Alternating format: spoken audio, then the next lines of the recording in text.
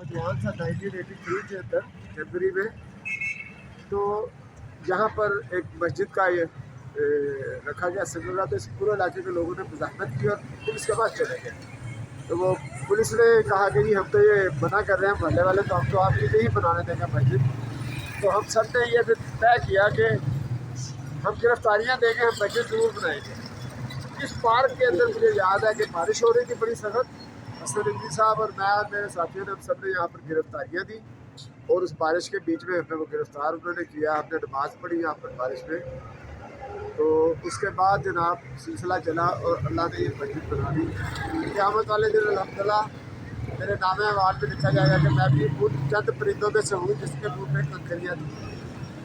ये इस मस्जिद को मुझे इससे बहुत प्यार है क्योंकि अल्लाह ताला ने ये नेकी का काम है मुझसे कराया। आपकी मेहरबानी, आपने ये वीडियो बनाई है और ये यादगार हो गया।